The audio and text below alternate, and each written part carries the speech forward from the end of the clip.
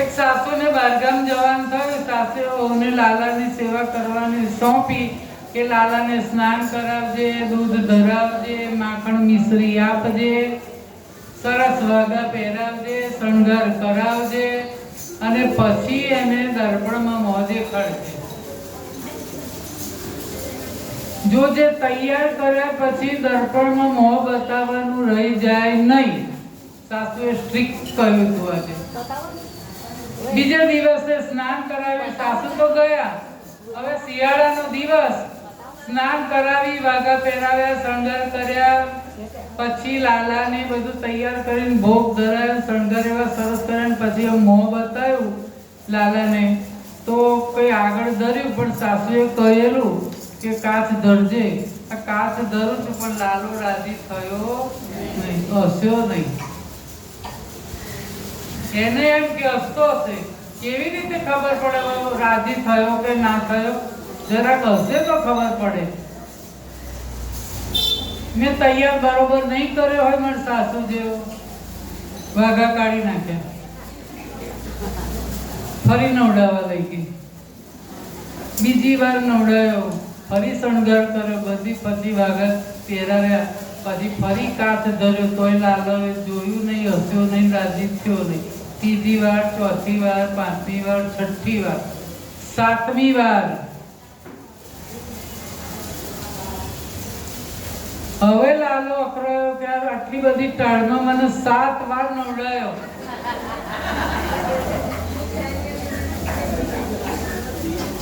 હવે નહીં હસું ને તો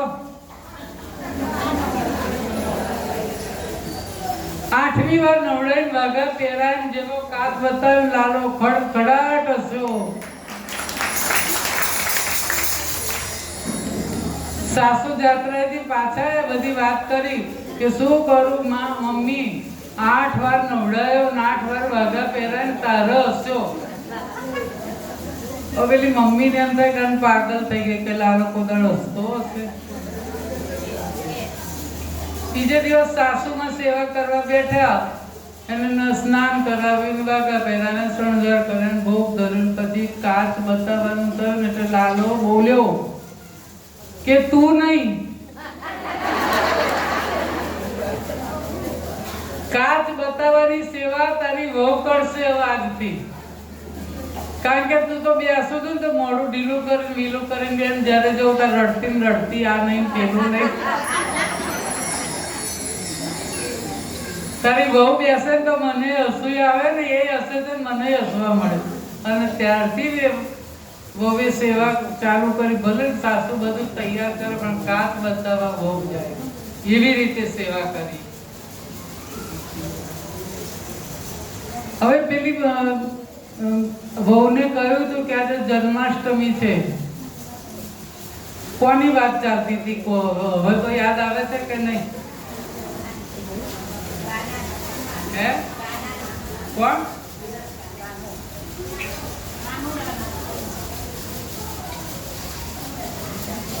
મન વિનાનો લાલાને બાવડામાંથી ઝાલ્યો, ઝાલીને જોરથી ઉઠાયો, હાથમાંથી મૂર્તિ પડી ગઈ. અવાજ આવતા જ દોડી, શું થયું? કઈ નહીં, આ તો વાઘા પહેરાવતી હતી ને તે હાથમાંથી સરકી ગયો.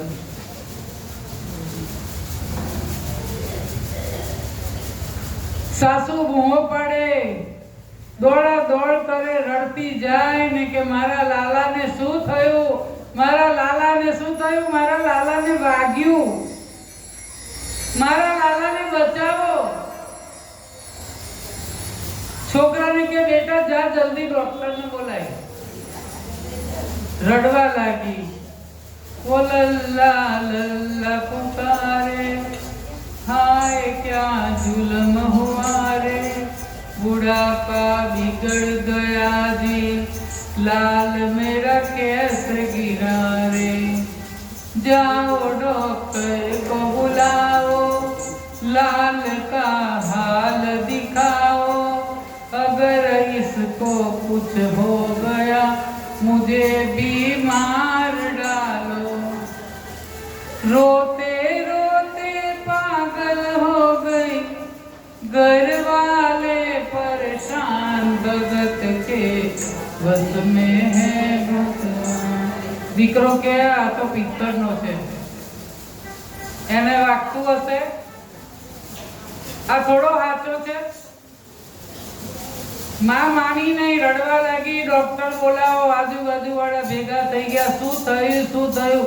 આ મારી માં પાગલ થઈ ગઈ છે, આ મૂર્તિ પડી ગઈ, આ તો મૂર્તિ છે. પિત્તરના લાલન વાગતું હશે કોઈ દિવસ? માનતી નથી ડોક્ટરને બોલાવવાનું કે ના, ડોક્ટરને જ બોલાવો. હવે કોઈએ કહ્યું ભાઈ એના સંતોષ માટે કરીને ડોક્ટરને બોલાવો. છોકરો ડોક્ટરને બોલાવ્યા ગયો, જઈને વાત કરી કે મારો માનો લાલો પડી ગયો છે. કેટલા વર્ષનો છે?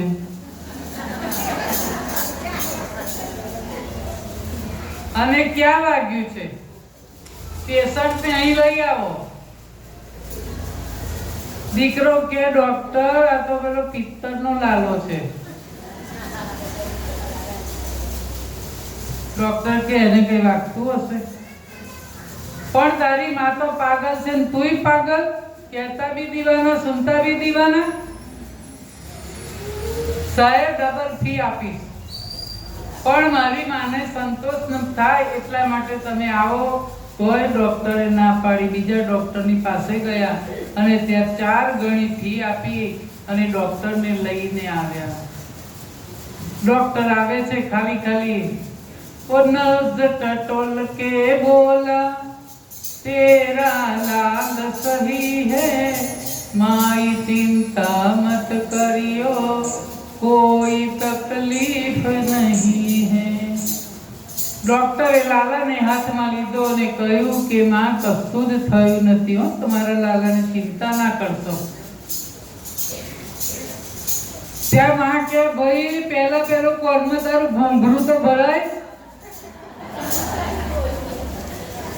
એ ભૂંગળી ભરાઈશ અને જોઈશ તારે તને ખબર પડશે ને કશું નથી થયું.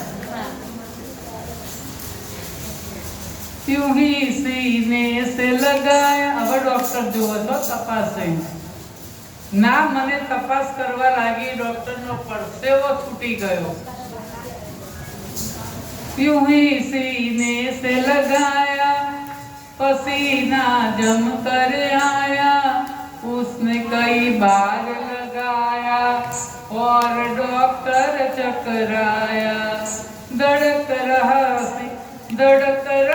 सीना लल्ला का, मूर्ति में है जान भगत के बस में है भगवान, भगत के बस में है भगवान. ડોક્ટરનો પરસેવો છૂટી ગયો, ચક્કર આયા. ડોક્ટર તો ત્યાંથી ચાલવા માંડ્યો. આંસુ લાલાનું હૃદય ધડકવા લાગ્યું અને ચાલવા જાય ને તે માએ પકડ્યો કે ઊભો રે ભાઈ,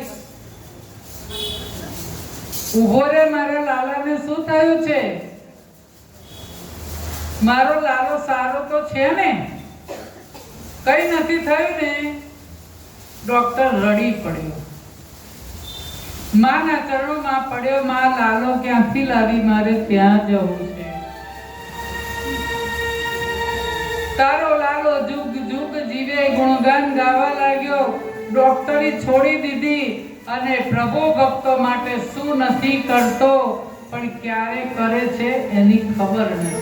ડોક્ટરી છોડી દીધી કે મેં દેખું દિસ और सखीरी सामने मेरे सावरिया, सामने मेरे सावरिया.